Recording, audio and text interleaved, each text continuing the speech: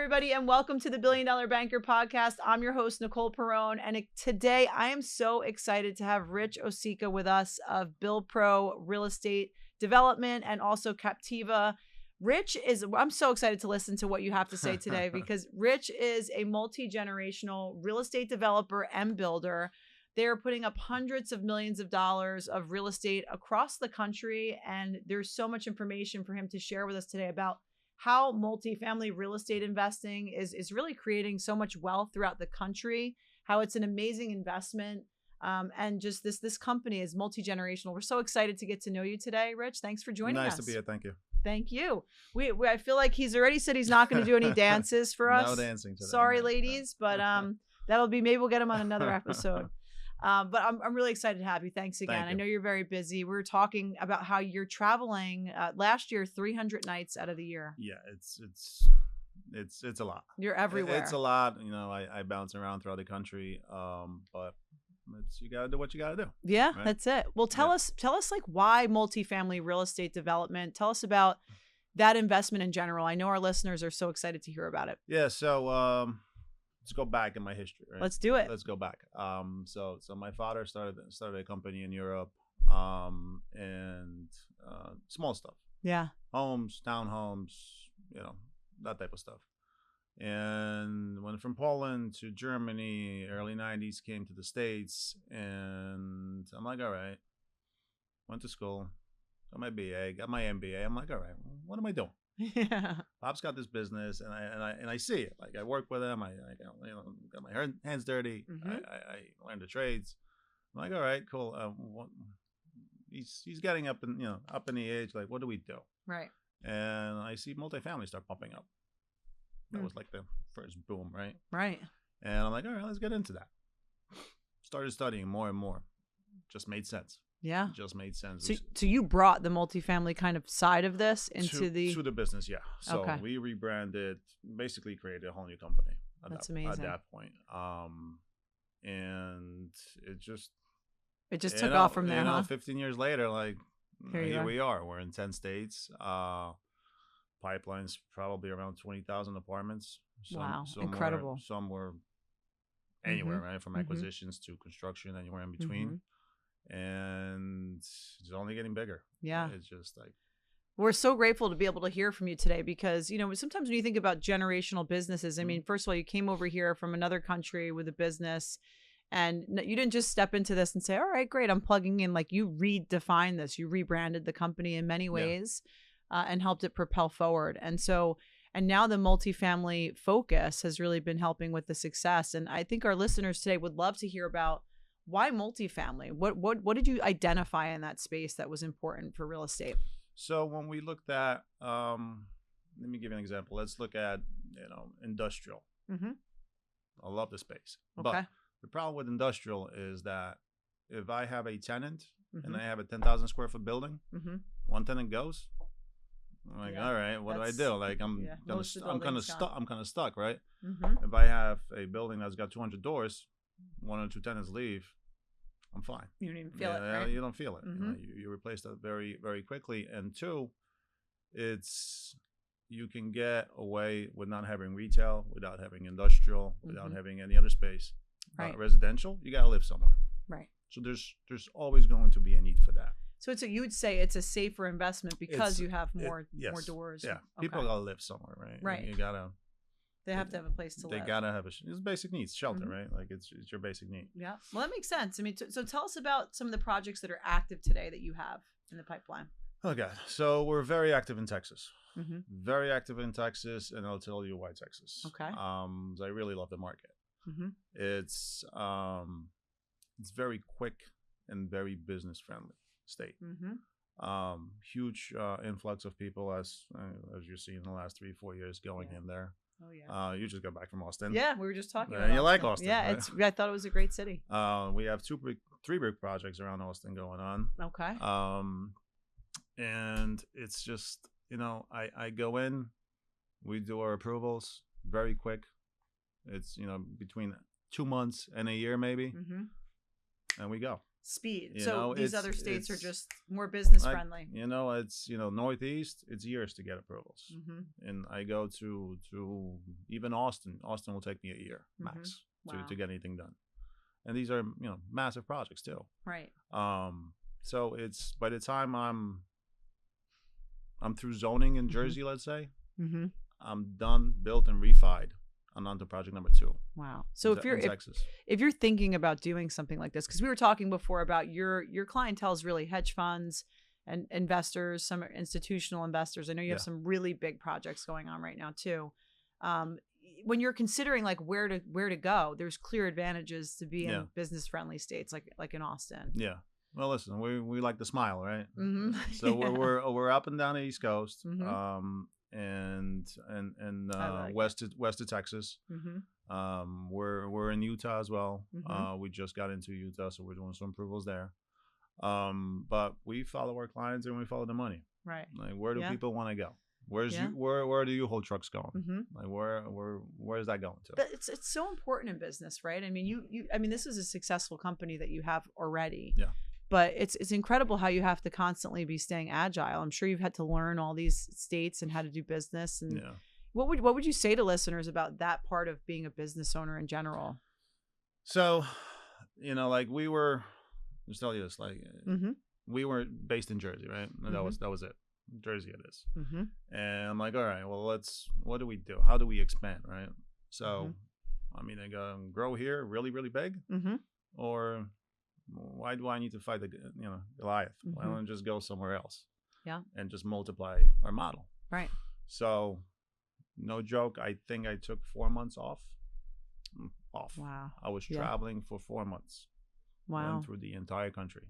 Like every major city, I was there. Like, what were you doing out there? Just looking. Just looking, observing. Looking at the market, visiting multifamily, telling people, I'm like, hey, let me tour this building. I want to rent here. Wow. I can't even tell you how many buildings I saw. Wow. And I'm like, all right, well, let me talk to realtors. Let me talk to architects. Let me just, what's a good next spot to be at? And ended up in, it was either going to be Houston or Phoenix. Love those 2 markets. Wow. Yeah. And we got to Houston. We picked Houston. And I picked Houston because I got to Phoenix. It was midnight.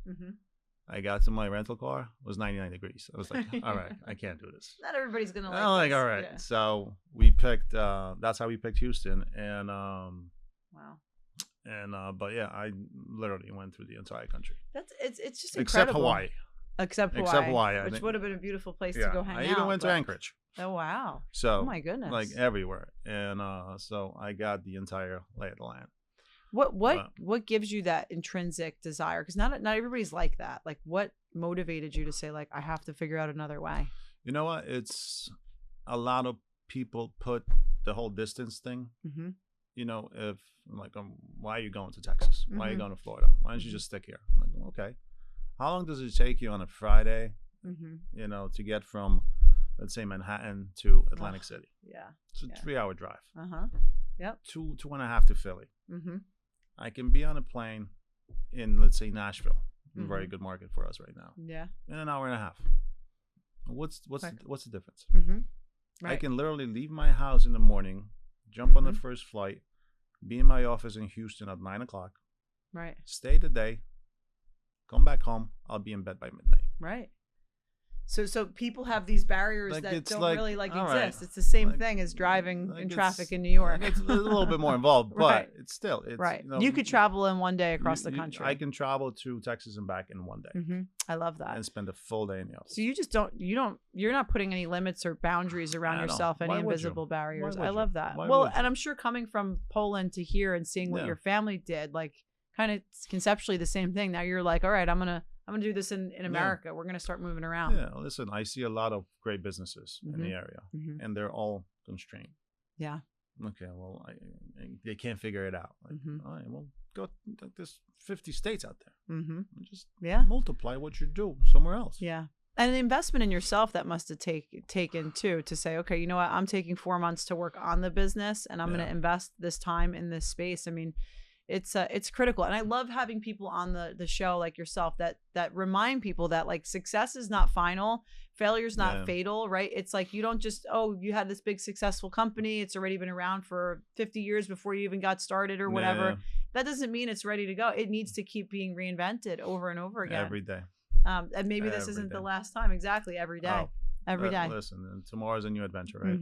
And so some of the projects you have, we were talking about Utah, but just tell us in general, like how many units are you usually putting into these projects? So our average size of a development is about 150 to 250 units. Wow. That's the average that we are currently working on. It's incredible. Yeah.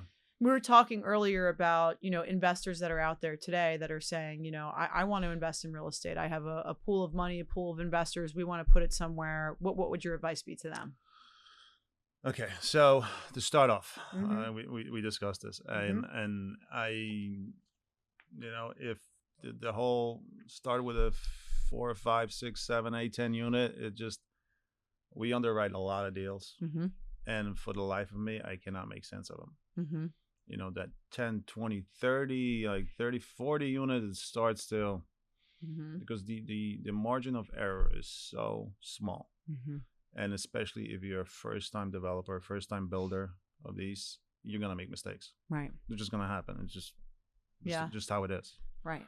And partnering up with other people, whether you're coworkers or whatever, you want to invest in real estate and you want to be a developer, not just be a passive investor, but actually, hey, I'm a developer, right? Actually do this, yeah. And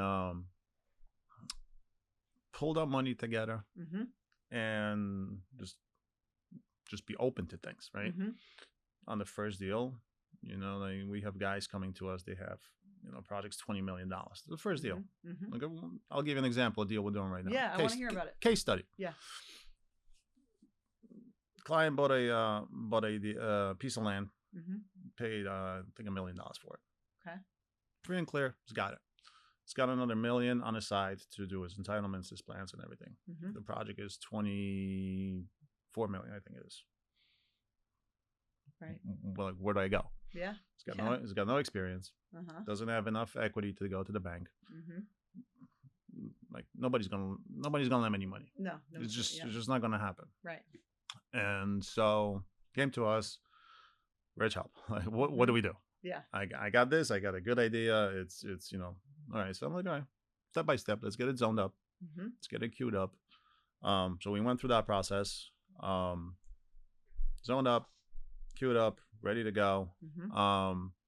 Okay, well, you need money to build, right? So you don't have enough to just go for straight out.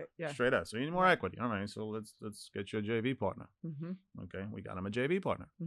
And explain to us, like, what's a JV partner? So JV partner is somebody that comes in and supplements basically your equity need, your experience need, your resume. Okay. Because you're not going to get money from a bank or if you don't have the experience. If you don't have the experience. Okay. And to jump into that, we get brought in a lot of times for the experience part. Okay. Because there's a lot of people that do have the money, but lenders are very heavily weighing now the experience part. If you don't have the experience, you have the money, you're still kind of like, does he get the loan? Does he not get the loan? Right, exactly. So they bring us in like, oh, these are the guys, and whether we're a partner on deal or we're just exist there. So there's the money, there's you with the experience, and then the JV is kind of bridges the gap between. JV is the guy that brings it all kind of together. Okay. And so we got the JV in place.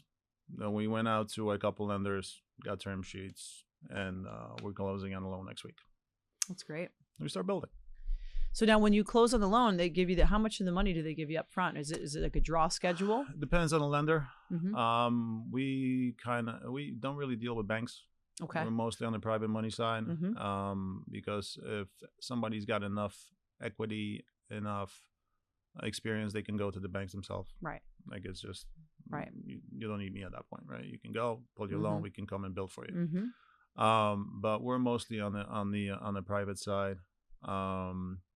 It depends. Yeah, because these are big projects. It really depends, but it's usually it's just a progression. It's an AIA schedule. Right. Whatever gets built. Something to get started, something as you go along. And get started is, if we get it, great. If we don't, we're used to it. Okay.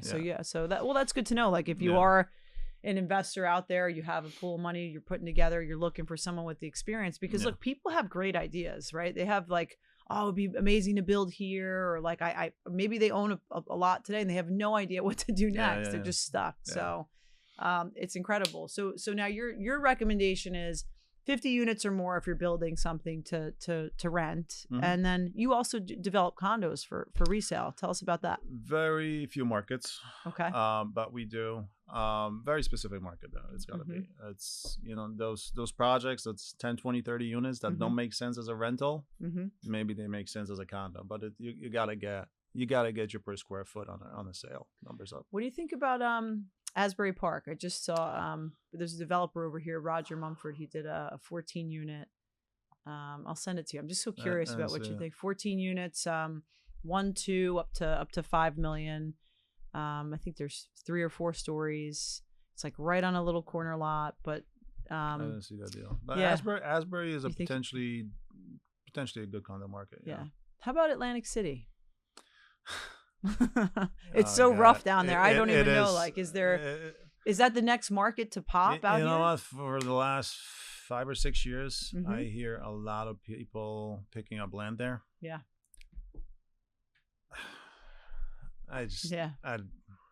There's so many other markets. I don't know. It's Atlantic City's kind of like, all right, you go there for a show.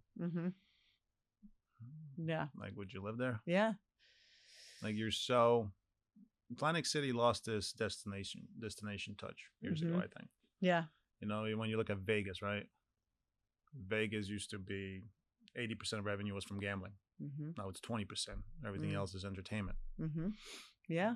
Good point. When I was in high school, when you wanted to go gamble, where'd you go? Yeah. You went to Atlantic City. Yeah. Well, now I go on my phone. Yeah, I go to PA, go to New York. I mean, Good everything. There's just a lot more options. Like Atlantic City, it's not really like. Yeah, Parks Casino. Besides the bus by my church that goes there every other week. Yeah. Who else goes there? Yeah, that's a good point. I know it's I had the former mayor of Belmar he was the executive director of some housing authority down there, and he was saying how there's a lot of what is the when you get the tax advantage for purchasing in a certain area, it's a certain zone. Pilots. Yeah, like a pilot or opportunity zones or something on the ocean. Like you just don't have them anywhere else on the ocean. I mean, it's a big risk if you're going to start there now, but obviously there's some people that see some potential. But again, like if you go to Atlantic City, you got to stay in Atlantic City. Like, where are you gonna commute to work? Yeah. Everything's kind of right there. Yeah, that's where you're gonna live, work, and play. Listen, geographically, it's a great spot for like your second home. Great spot. Yeah. But I mean, the city needs to come back. Like, you go back 2 blocks away from the strip, and like it's rough. Yeah, it's a little scary. Where am I? Don't wear your watch. Yeah. Yeah. So I hear you. So when we think about like you're doing everything from start to finish, you could find the land too. Is that right? So we usually, I'll say 3/4 of the time, we do bring the land to our people, our clients, and different avenues, right? Whether it's through brokers that are just giving it to us, hey, we're gonna market this in 2 weeks, so you're interested. So you're getting some like off market deals. Yes, and we're working with some big names out there. And then we source our own land. I told you we would go study the area. Like this is like a good spot, and we would go try to source the land ourselves. Put the assemblage together. It takes a while, but once we have that control of the land, then so there's some instances it's truly off market, like, right? Yeah, no, that's amazing. And then, so there's some instances where you will find it. And will you raise the money and the capital for investors at that point and say, we're putting a project together. This is what it looks like. Yeah, we have our own stuff going on too. So yeah. Tell us about St. George, Utah. 1.5 years. First time I heard of St. George, Utah. Yeah. I was like, oh, you should look into it. I'm like, all right. St. George, Utah, we're going under approvals for 1,677 or 78 units right now. Wow. We are almost 500 acres. Wow. Crazy boom out there. Mm-hmm. Crazy boom. Single family homes going for $1 million right now. Wow. In St. George, Utah. Like That's amazing. Very low taxes. Mm-hmm. Tax mill rate is like 0.5%, mm-hmm. which is 15% of what we pay up here. Why do we live here again? Exactly. But you're an hour and a half north of Vegas, number one safest city in the United States. Huge influx, warehousing going in, industrial going in, hotels going in. I think Disney's planning a park up there now too. Oh wow! Oh and wow! like not that far out. So you got these little pockets that nobody's heard of still, right? Like who's heard of St. George? Right. Population 300,000. Yeah. It's, decent sized city, but they're expecting that 300,000 to be 800,000 in a couple of years. So yeah, St. George. And so you have people that are constantly kind of like assessing what's going on across the country and where the areas are. And, what do investors ask you? What's their biggest question to you? How long, Rich? When is this gonna be done? How long? How long? I mean, listen, you got to be realistic, right? If your expectation is something's gonna take 12 months, it's gonna take 24. It's just how it's just a business, right? Yeah. It's whether it's the city, whether it's the nature, whether like anything, like anything. Like we just had an instance with the ports closing down. Oh yeah. It's like, oh man, again. Yeah. You're like, again, what's the delay now? So thank God it got resolved quickly. But if it stayed closed for another month or so, you're gonna have some supply issues right now. Real setbacks. So your projects, it's gonna get delayed. Cost is gonna go up, and it's just. How did you do through COVID? Jersey was pretty much like anywhere up northeast was pretty much just shut down for a couple months. Yeah. Texas, we missed one day. Wow. 1 day at work.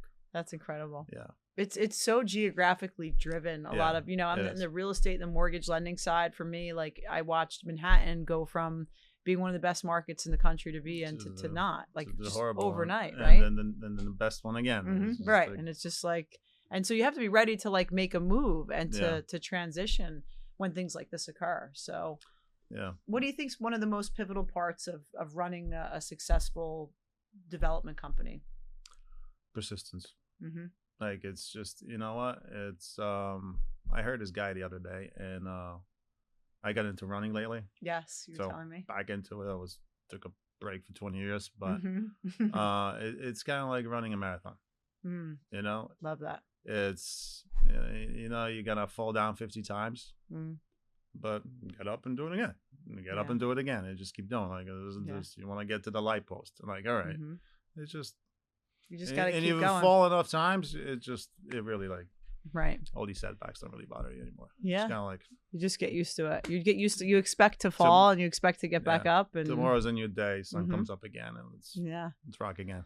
Well, that's interesting to know. I mean, for someone that has hundreds of millions of dollars, 20,000 units out there that are kind of moving and grooving, getting started, and a successful generational business, to hear that to me is like inspirational, because sometimes people are like, man, I wish I could be like Rich, I wish I could have a company like that. And like, you can, you just need to keep pushing and just keep pushing. Where would you say, I mean, do you do any of your own real estate investing outside of just the normal business operations? Yeah, we have our own stuff. Yeah. What would you say to investors looking to get started today?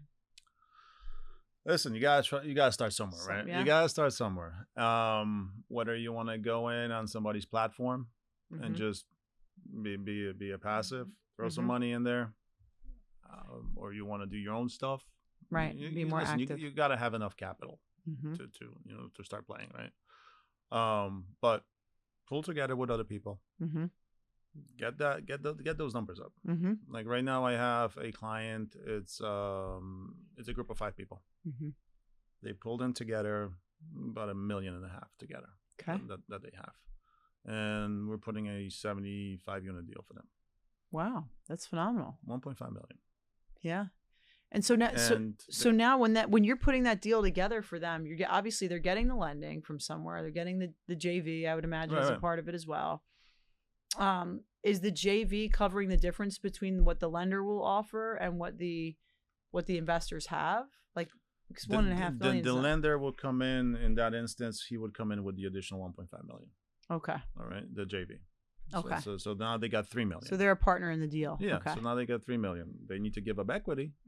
But Right. it depends on the JV. It's always their risk margin. Like where do they want to fall They in? determine the deal.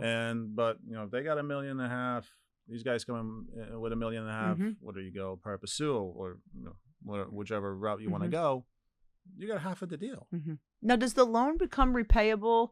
For our listeners, is the loan repayable during that period of time, or do they? So throughout construction, we would most cases do just interest only. Okay. So until you stabilized, that's where the debt service comes in. Right. And then we want to go and refi the property. At the end of that. At the end of that. So you are going to have to be prepared. Well, I mean, obviously you're going to handle the permitting, the zoning, and all that stuff, and that might take years to get done, depending on where you are. Hopefully not. How long, Rich? Hopefully not. How long?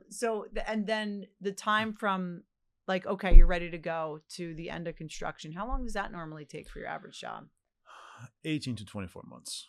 Okay. Realistic. Yeah. If people are expecting builders in 12 months, no, it's just not going to happen. I can tell you yes, but it's not going to happen. 18 to 24 months. That's the typical.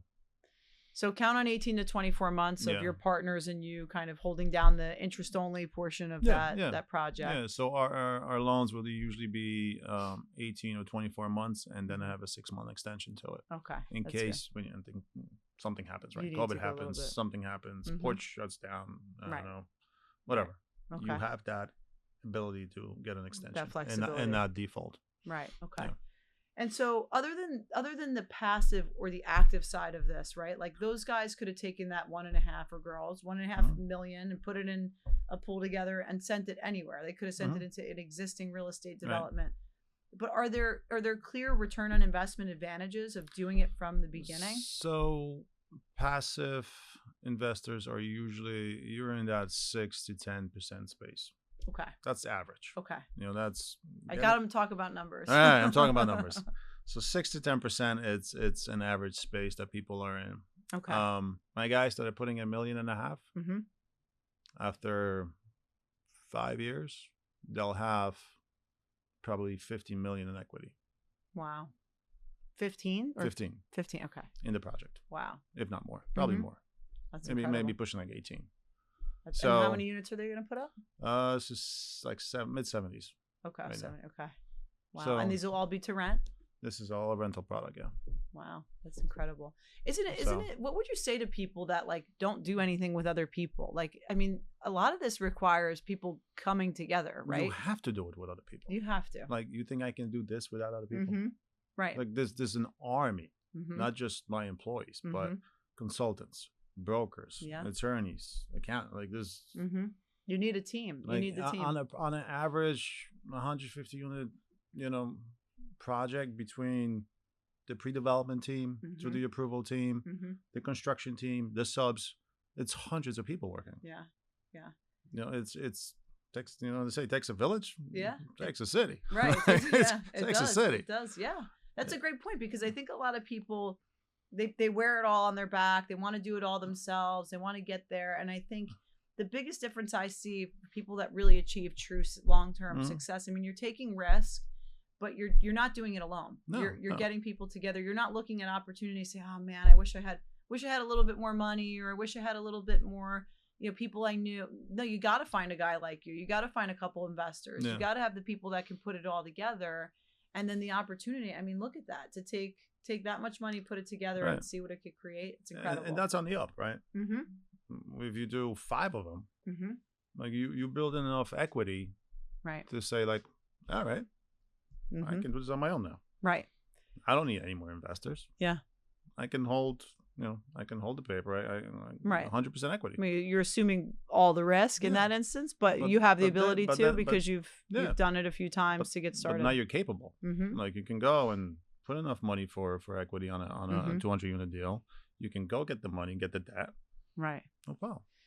Are there any like zoning tricks to share right now? Like, are you seeing anything that's like really getting you through the door and making things happen? Donuts with the secretary works. Okay, there you go. That always helps. There you go. Zoning tricks. Try to stay as close to the guidelines as you possibly can. But tricks, really, it's right. Like in Jersey, we're getting a new stormwater detention systems. So I had a conference call before I got here. We're putting a warehouse together. Okay. Wow. If we file by May, or if we file by July, it's about $500,000 difference in construction. Wow. Wow. So, okay. Yeah. Do we speed this up a little bit to get the application in? Yeah. Do we spend an extra 10 grand or 15 grand to, get the consultants moving quicker? Yeah, we will.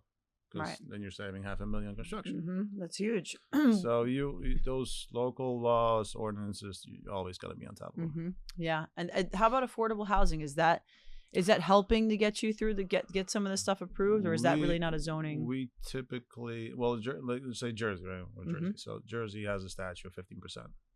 So everything you build has to have a 15% component. 50% is the rule of thumb. Okay. Some municipalities already have the quota that's met, so you don't have to do that. Okay. You can buy out of it in certain municipalities, but those rules are changing too. So. Yeah. Interesting. And that's just for resale, or is that for rent? That's for rent. That's for rent, and for condo projects, it's 20%. Okay. That's a state statute. Oh, all right. Well, that's good to know. So you have to be prepared to have some. Yeah. And there's some towns that are a little bit more dense than others in their ability to provide affordable housing. Yeah. So I think Plainfield, let's say right now, Plainfield, Dover. I think they're already met their quota. So new projects coming in. I think they should be just all market. Okay. But that's awesome. No need in Texas. Yeah, don't need it in Texas. They don't have any requirement. 100% market. Oh my goodness, it's wild how different every market is. Telling you, it's a different country. So when you look at your business, like the people that reach out to you, how do they get in touch with you? What should they come prepared to be ready to discuss with you? Have at least a location. Okay. Kind of picked. Okay. Like where you want to build, and have an idea of what you want to build. Okay. All right, and you gotta have some money. Right. have some money. We'll work on some of the rest of it. We'll help out with the rest, but you gotta have put it all together. Yeah. It's really interesting because that, it really does. Even when you look at the project, if you have some of the money, you have the location, you do need all the other components of the team to put it together. We even have clients that own a piece of land. It was generational. They own it, family owned it for 50 years. They don't have any extra cash, but they have the value in land. And we use them. Okay. 100%. Oh, there you go. Like we're in Texas. It's got the value in land. Doesn't have any more cash. A little cash here and there. We're taking that. It's going to be a developer. We're putting 150 units on it. So those states will allow you to use the land as equity. Well, we can use that throughout the country. Yeah, okay. Because it contributes as your equity. Okay, great. So, that's good. So if you own a piece of land today and you're thinking about developing it, Rich would be a great guy for you to call at Build Pro, because they can walk you through, okay, here's what it's going to take. Now, how much from a cost perspective, you got to drop the architectural plans. I'm sure you guys are coordinating with all that. You're doing the zoning. I'm sure there's a ton of work. They got to get you started. Obviously, there's a cost to getting all that done with your company.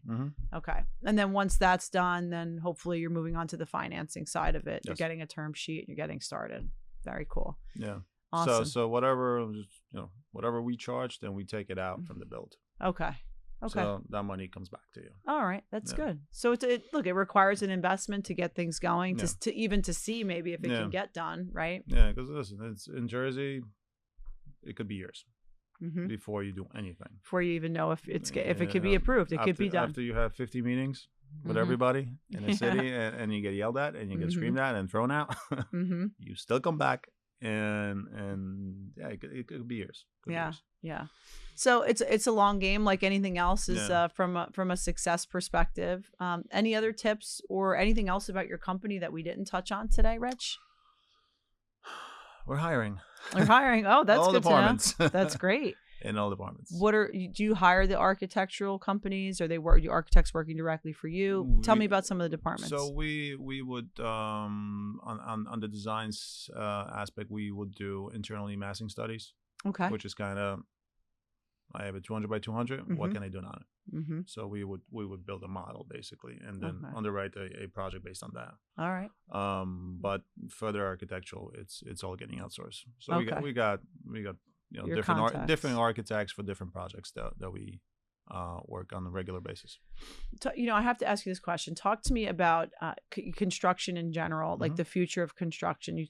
There's not a ton of people getting into the trade industries. What do you see in the future? Did you see Elon last week? I didn't. Was it this week? No, tell me. Last week with the robots. Oh yes, I did see that. Were they doing construction? They will be. They will be. They will be. Wow. We started playing around with the 3D printing. Good for Florida, not up here. It's just still too expensive. It'll get there. It just needs time. But the old robot concept, telling you, in 5-10 years, they'll be sheetrocking. It's gonna replace a lot of labor. Wow. It will. And if on the cost perspective, they're saying 20,000-30,000 for a robot. Yeah, that's the question. It's like, who's going to be ready to afford that labor? Well, I guess I'll buy a bunch of them. Yeah, that's what you would pay for the year for your employee. You just have to have it available to you. So it's just. Can you salary them? It will. They don't need benefits. Oh my gosh. The whole industry is going to get revamped. Yeah. Well, if he's going the way he's going. Yeah. At least I already see robots painting. You are seeing that, and in houses. Are you using any? No, on commercial multifamily buildings. Wow. They have a robot come in, and it's good. Like they're doing a good job. I looked at it, I was like, wait a minute. Like it's. Wow. And so are you using any technology today to manage these sites? And we're using AI right now only on like our massing studies. Okay. Only on that right now, and then odds and ends on the accounting stuff like that, marketing. We use some of that, but nothing on nothing like robotic yet. That's no. Because they do have some of those robots that could sit and like manage the sites, and you don't have to be traveling there. It's coming. Wow. So that'll be it's coming. We'll have you back on in like a hologram at that point. It's coming. From another state. You'll be sitting here somehow. But it was really interesting getting to know you better. I think it's such an exciting industry. I love real estate. I know our listeners do. So many realtors out there that have clients, have investors, and even them, they want to try to piece this all together. I have an investor. They have the land. What would you say to a realtor out there that is interested in connecting with someone like you? Listen, it's an idea until you act on it. And once you start moving on things, you'll be surprised what it comes back. Yeah. Like we have so many deals that I'm having lunch, we're drawing something on a napkin. Yeah. 5 years later, the guy's got a building. Yeah. Amazing. True story. That's amazing. I absolutely love it. Back on a napkin. Yeah. Just like, when we do this, and then it just starts coming alive.